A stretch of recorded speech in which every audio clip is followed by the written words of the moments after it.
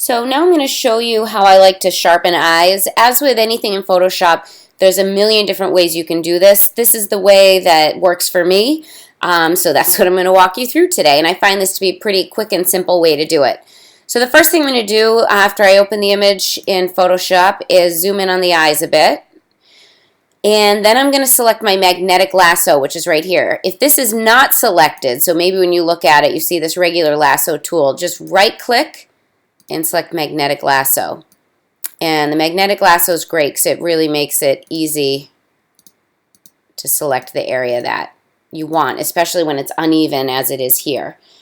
And now I'm going to go through, and to get more than one eye in the same selection, as you move from one selection to the next, just hold the shift key down. So that's what I did here. I selected one eye, I held the shift key, and then I selected the other.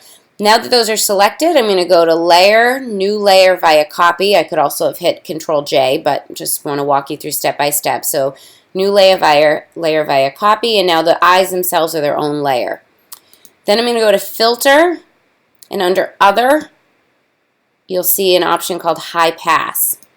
I'm going to click that, and I usually go with a radius of about 10. Sometimes it's too much, but I can always bring it back down by lowering the opacity. So I'm going to hit OK. And you can see it made the eyes really cloudy. So we're going to change the blend mode here and go to soft light. So this was before, that's after. You can see the eyes really pop. So now I want to bring the image back to full screen and see if that's too much. So that could be a little bit strong. So I might want to go ahead and lower the opacity, about 50% on that. And that's a little bit better. You can see now the eyes, that's with. They're sharper and jump out a little bit more, but not quite as much. I might bump that back up to about 65 because I want the eyes to be really strong here.